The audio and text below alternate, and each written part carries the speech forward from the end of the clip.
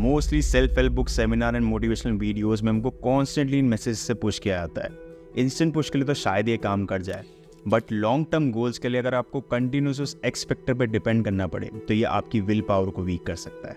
I know motivational content कितना addictive होता है। पर्सनली मैंने इसको खुद एक्सपीरियंस किया है। जब मेरे को लॉन्ग टर्म गोल्स को अचीव करना होता था, एंड लॉन्ग टर्म गोल्स को अचीव करने के लिए जो मेरे को day to day task perform करने होते थे, उन डे टू डे टास्क को परफॉर्म करने के लिए मैं हमेशा इंटरनेट पे इंस्पिरेशनल कोट्स या इंस्पिरेशनल स्टोरीज को ढूंढता रहता था। एंड जब एक्चुअली भी मेरे को वो टास्क परफॉर्म करने होते थे तो मैं हमेशा अपने आप को डीमोटिवेटेड ही पाता था। एंड जब मेरे को ये बात रियलाइज हुई, then I discover the dark side of easy motivation, the illusion of progress. आपको ऐसा फील होगा कि आप लाइफ में प्रोग्रेस कर रहे हो, आप बहुत सारा मोटिवेशनल कंटेंट कंज्यूम कर रहे हो, आपको बहुत सारे इनसाइट्स एंड टिप्स मिल रहे हैं, बट इन दी एंड जब आप देखोगे तो आपको रियलाइज होगा कि आप जहाँ से आपने शुरू किया था आप वहीं के वहीं हो।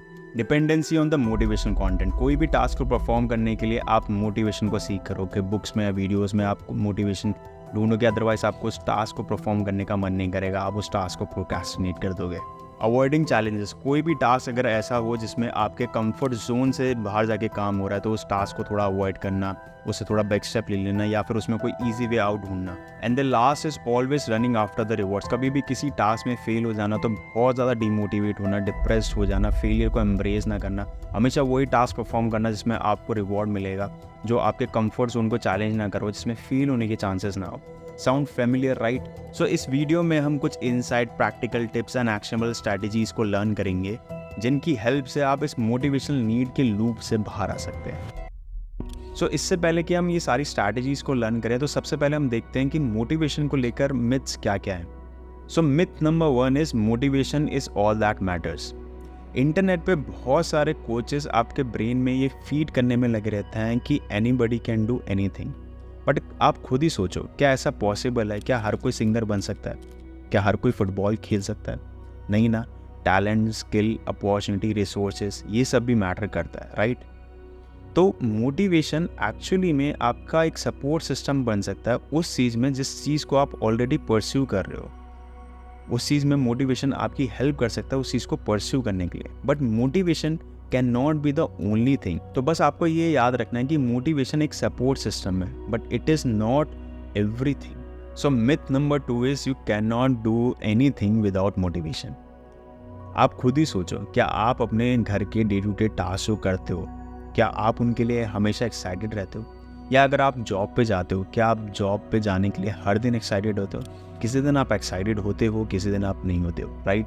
सो consistency of action is more important than ये सोचना कि अगर आपको किसी टास्क को परफॉर्म करने के लिए मोटिवेटेड फील नहीं हो रहा है तो आपको वो टास्क परफॉर्म नहीं करना चाहिए। ऐसा बिल्कुल नहीं है। कंसिस्टेंसी ऑफ एक्शन ज़्यादा इंपॉर्टेंट है। Myth number 3 is you shouldn't do it if you are not motivated to do it. क्या आपको ऐसा लगता है कि दुनिया में जितने भी स्पोर्ट्समैन्स हैं, एथलीट्स हैं, वो हमेशा ट्रेनिंग पे जाने के लिए मोटिवेटेड रहते हैं? वो हमेशा उतने ही एक्साइटेड रहते हैं? नहीं ना। दुनिया में जितने भी सक्सेसफुल लोग हैं उनमें एक चीज़ बहुत कॉमन है, डिसिप्लिन एंड कंसिस्टेंसी। लाइफ में वो कैसा भी फील कर रहे हो, बट अगर उनको अपनी जॉब पे जाना है तो वो डेली जाएंगे, चाहे कुछ भी हो जाए। मोटिवेशन अपनी जगह ठीक है, पर उससे भी ज़्यादा इम्पॉर्टेंट है कि आप अपनी ड्यूटीज़ को, अपने टास्क को फुलफिल करें, नो मैटर व्हाट, आप कैसा भी फील कर रहे हो। आपको अगर कोई टास्क को परफॉर्म करना है तो आपको करना है, चाहे आप कुछ भी फील कर रहे हो। एंड किसी भी फील्ड में सक्सेसफुल होने के लिए जो सबसे बड़ा एडवांटेज होता है वो ये कि दुनिया में जब हर कोई इंस्पिरेशन का वेट कर रहा है तब आप एक्शन परफॉर्म कर रहे हैं। कि विल पावर एक मसल की तरह जिसको बढ़ाया जा सकता है अगर आप उसको रेगुलर यूज़ करें, बट वो एग्जॉस्ट भी हो सकती है ओवर यूज़ से। जॉन अपनी बुक में ये भी बोलते हैं कि विल पावर के फटीग को रिड्यूस करने का सबसे बेस्ट तरीका है कि आप उस चीज़ को हैबिट या रूटीन में कन्वर्ट कर दो। मोटिवेशन आपको किसी भी चीज़ में स्टार्ट करने के लिए हेल्प कर सकता है, बट अगर किसी चीज़ को लॉन्ग टर्म के लिए सस्टेन करना है तो बहुत इंपॉर्टेंट है कि आप उस चीज़ को एक हैबिट फॉर्म में कन्वर्ट कर दो या अपने डेली रूटीन में उसको ऐड ऑन कर दो, तभी आप उस चीज़ को लॉन्ग टर्म में सस्टेन कर पाओगे। नाउ जस्ट इमेजिन कि आपने सोशल मीडिया पे अपने फेवरेट क्रिएटर का वेट लॉस वीडियो देखा एंड उसको देखकर आप इतने ज़्यादा इंस्पायर हो गए कि आपने सोचा कि आज मैं भी वेट लॉस डाइट फॉलो करूँगा, एंड आपने स्टार्ट कर दिया। आपने पूरे दिन अच्छे से अपनी डाइट को फॉलो किया, आपने अच्छे से हेल्दी ब्रेकफास्ट खाया, आपने अच्छे से लंच किया, इनफैक्ट आपने स्वीट्स एंड स्नैक्स को बिल्कुल अवॉइड कर दिया। बट रात में जब आप काम से घर वापस आए, आपने रियलाइज़ किया कि आपका रिजॉल्व थोड़ा सा वीक हो गया है, आपका सेल्फ कंट्रोल आपकी डाइट पे अब ज़्यादा रहा नहीं, एंड देन बिकॉज आपने पूरा दिन अपनी मेंटल एनर्जीज को अपनी फूड की टेम्पटेशन को रेजिस्ट करने में यूज़ कर दिया कि रात तक आते आते डिनर टाइम तक आपकी विल पावर ख़त्म हो गई। रिसर्चर्स के अकॉर्डिंग साइकोलॉजिस्ट इसको ईगो डिप्रेशन बोलते हैं, जिसमें एक ही टास्क में आप अपनी अवेलेबल विल पावर को यूज़ कर लेते हैं, जिसके बाद दूसरे टास्क के लिए आपके पास उस लेवल का सेल्फ कंट्रोल नहीं रहता। रिसर्चर्स के according will power and self control almost same है, एंड जब आप अपनी अवेलेबल एनर्जी को यूज़ करके स्टेट ऑफ ईगो डिप्रेशन तक पहुँच जाते हैं तो आपके पास दूसरे टास्क परफॉर्म करने के लिए एनर्जी नहीं होती। मोटिवेशन आपको क्विक स्टार्ट तो दे सकता है, बट उसको लॉन्ग टर्म सस्टेन करने के लिए मोटिवेशन काम नहीं आता। एक्चुअली में ये क्विक स्टार्ट मोटिवेशन भी एक तरीके से धोखा है। रियल में मोटिवेशन का काम जब आता है जब आप ऑलरेडी स्टार्ट कर चुके हैं and in middle of your journey कहीं पे आपको क्विक बाइट्स ऑफ मोटिवेशन की ज़रूरत है, आपको पुश देने के लिए, हल्का सा पुश देने के लिए। नाउ द क्वेश्चन कम्स कि कैसे हम इस ईजी मोटिवेशन के लूप से बाहर निकलें एंड अपनी विल पावर को स्ट्रॉन्ग करें। जैसा कि मैंने आपको बताया कि will power is like a muscle, उसको कंसिस्टेंसी एंड प्रैक्टिस से आप स्ट्रॉन्ग बिल्ड कर सकते हैं। तो उसी चीज़ को कैसे हम कर सकते हैं उनके लिए हम कुछ स्टेप्स को फॉलो करना पड़ेगा। So we are quickly going to learn those steps. First thing come first, आपको अगर लाइफ में कुछ भी अचीव करना है तो सबसे पहले वो आपके माइंड में एकदम क्लियर होना चाहिए कि वो आपको क्यों करना है एंड वो आपकी लाइफ में इतना इंपॉर्टेंट क्यों है ना। मोस्ट ऑफ द टाइम जो हमारे गोल्स होते हैं वो दूसरों से इन्फ्लुएंस होते हैं, हमारे एनवायरनमेंट से बहुत ज़्यादा इन्फ्लुएंस होते हैं। स्पेशली सोशल मीडिया के टाइम में तो मोस्ट ऑफ द गोल्स हमारे दूसरों की लाइफ से ज़्यादा इन्फ्लुएंस होते हैं। किसी कंटेंट क्रिएटर को हमने देखा तो हमको भी वैसे ही अपनी लाइफ को डिज़ाइन करना है। तो सबसे पहले तो ये माइंड में क्लियर होना चाहिए कि अगर हमको कोई चीज़ अचीव करनी है तो क्यों करनी है, वो हमारी लाइफ में इतनी इंपॉर्टेंट क्यों है, उसका हमारी लाइफ पे क्या इम्पैक्ट होगा। एंड इसको फिगर आउट करने के लिए बहुत ही सिंपल स्टेप्स है जिनको आपको फॉलो करना है। ब्रायन ट्रेसी की how to identify your real goal वाली ट्रिक बहुत ही काम किया है। ये मेरे लाइफ में हमेशा काम करती है एंड आई होप ये आपके केस में भी काम करेगी। आपको एक प्लेन पेपर लेना है, उसमें अपने 10 गोल की लिस्ट बनानी है एंड जो आपको नेक्स्ट 12 मंथ्स में अचीव करना है। आई वांट टू रिपीट, जो आपको नेक्स्ट 12 मंथ्स में अचीव करना है। देन ये सारे गोल्स को आपको प्रेजेंट टेंस में लिखना है। जैसे कि फॉर एग्जांपल अगर आपका गोल है कि आपको यूट्यूब चैनल क्रिएट करना है इन नेक्स्ट 12 मंथ्स, देन आपको लिखना है कि मैं एक यूट्यूब चैनल XYZ के नाम से क्रिएट कर रहा हूँ एंड मैं इसमें 5 लॉन्ग वीडियोस हर मंथ डालूंगा नेक्स्ट 12 मंथ्स तक। सो इस तरह से आपको अपने 10 गोल्स को लिस्ट डाउन करना है। एंड देन जब आप अपने 10 गोल्स को लिस्ट डाउन कर देंगे तो आपको क्या करना है, तो आपको देखना है कि इन 10 गोल्स में से अगर आपको एक बूम मिले कि कोई भी गोल इमीडिएटली 24 घंटे में आपका अभी पूरा हो सकता है, तो वो कौन सा गोल होगा। एंड इमीडिएटली आपको पता चल जाएगा कि वो कौन सा गोल है जिसको आप नेक्स्ट 24 आवर में चाहते हो कि वो पूरा हो जाए, जो आपकी लाइफ में सबसे ज़्यादा पॉजिटिव इम्पैक्ट क्रिएट कर सकता है। एंड जैसे ही आप उस गोल को आइडेंटिफाई कर लें, उस गोल को आप नेक्स्ट शीट पे साइड में फ्रेश पेपर पे उस गोल को लिख लें। नाउ जब आप उस गोल को आइडेंटिफाई कर लेंगे तो आपको उस गोल को एक फ्रेश पेपर पे लिखना है, राइट। अब उस फ्रेश पेपर पे उस गोल को लिखने के बाद तो सबसे पहले आप क्या काम करेंगे, आप उस गोल को कंप्लीट करने के लिए एक डेडलाइन सेट कर लेंगे ताकि आपकी सारी एनर्जी, आपका सारा फोकस उस गोल पे लगे, उस पर्टिकुलर गोल को अचीव करने में इन्वेस्ट हो, इधर उधर आप डिस्ट्रैक्टेड ना हो। Once you fix your deadline, जब आपने अपनी डेडलाइन को फिक्स कर दिया उसके बाद आपको इन स्टेप्स को फॉलो करना है। नाउ आपकी डेडलाइन सेट हो गई, अब आपको ये देखना है कि आपको क्या क्या चीज़ें चाहिए अपने गोल को अकम्प्लिश करने के लिए। ये लिस्ट डिटेल लिस्ट होनी चाहिए। जैसे कि फॉर एग्जांपल अगर आपको यूट्यूबर बनना है, ये आपका गोल है ना, उसके लिए एक डेडलाइन आपने दे दी एंड आपको लिस्ट बनानी है कि यूट्यूबर बनने के लिए आपको क्या क्या करना है। जैसे कि फॉर एग्जांपल अगर आपको एक यूट्यूब चैनल क्रिएट करना है तो उसके लिए आपको एक यूट्यूब चैनल आर्ट चाहिए होगा, लोगो चाहिए होगा, एक यूट्यूब चैनल क्रिएट करना होगा, एक जॉनर आपको डिसाइड करना होगा, उसमें आप किस तरह के वीडियोस बनाएंगे। देन आपको वीडियो एडिटिंग सीखनी है या वीडियो एडिटिंग्स को हायर करना है, ये आपको फिगर आउट करना होगा।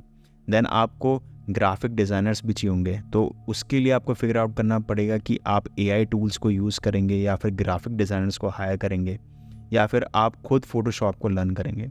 फिर आपको कौन सा कैमरा चाहिए, आपको ये आइडेंटिफाई करना पड़ेगा कि आपको कैमरे से शूट करना है या फिर आपको फ़ोन से शूट करना है। देन आपको लाइटिंग क्या चाहिए अपने सेटअप के लिए, वो आपको फिगर आउट करना है। देन आपको कौन सा माइक चाहिए, तो आपको ये फिगर आउट करना है। सो इस तरह से पूरी डिटेल लिस्ट बनानी है एंड देन उसको ऑर्गेनाइज करना है in the form of check list. And जो जो टास्क कंप्लीट होता जाए उसको टिक करते जाए। तो इससे क्या होगा, इससे एक्चुअली में आप अपनी प्रोग्रेस को रिकॉर्ड करते रहेंगे एंड आपको पता चलता रहेगा कि आप अपने गोल को अचीव करने में कितना अभी दूर है। Now the thing is immediately अगर आप ये सब स्टार्ट करें तो चांसेस आर कि आप ईगो डिप्लीशन की स्टेट में चले जाएं। फर्स्ट डे तो शायद आप एक्साइटेड हो गए सारी चीज़ें कर लें, but next day you may feel drain out. तो इससे बचने के लिए यहाँ पे मैं 2 मिनट रूल इंट्रोड्यूस करना चाहूँगा जो मैंने जेम्स क्लियर की एटॉमिक हैबिट से लर्न किया। जेम्स क्लियर अपनी बुक में बहुत ही क्लियरली इस चीज़ को बताते हैं कि अगर आपको कोई भी न्यू हैबिट या कोई भी न्यू रूटीन को बिल्ड करना है तो उसको हम इनिशियल स्टेज पे हमेशा 2 मिनट के लिए डेली प्रैक्टिस करो। 2 मिनट से ज़्यादा प्रैक्टिस करने की ज़रूरत नहीं है, सिर्फ उसको डेली 2 मिनट के लिए करो। बिकॉज द आइडिया इज़ कि हमको कंसिस्टेंसी को बिल्ड करना है।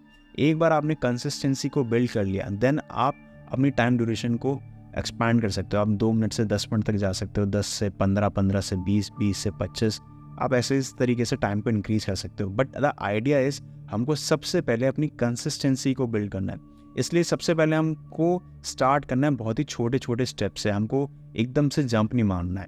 तो जब हम छोटे छोटे स्टेप्स लेंगे तब हम देखेंगे हमारी फाउंडेशन बहुत ही स्ट्रांगली बिल्ड हो गया है। और एक बार जब आपकी फाउंडेशन स्ट्रांग बिल्ड होती है तब आप ऊंची जंप्स मार सकते हैं। So the last and the final step is कि आप अपने रूटीन में कोई भी ब्रेथ वर्क या माइंडफुल प्रैक्टिस को इंट्रोड्यूस करें। बिकॉज चांसेस आर कि जब भी आप अपने माइंड के सेट पैटर्न्स को चेंज करने की कोशिश करते हैं, जब भी आप कोई न्यू हैबिट को बिल्ड करने की कोशिश करते हैं, तो देयर आर चांसेस कि आपका माइंड स्ट्रेस आउट होने लगता है, वो ओवर थिंकिंग फेस में चला जाता है। तो उसको कूल डाउन करना बहुत इंपॉर्टेंट है। वो कूल डाउन कैसे होगा कि आप अपने माइंड में एक स्पेस क्रिएट करें जहाँ पे आप कुछ नहीं कर रहे हैं, आप सर्टेनली सिर्फ रिलैक्स कर रहे हैं, आप बहुत ही काम है, आप अपनी ब्रेथ पे फोकस कर रहे हैं। आप कोई भी मेडिटेशन प्रैक्टिस को इंट्रोड्यूस कर सकते हैं। आप चाहें तो मैंने अपने चैनल पे एक वीडियो बनाया हुआ है जिसमें मैंने बहुत ही सिंपल एक सोहम मेडिटेशन को इंट्रोड्यूस किया है।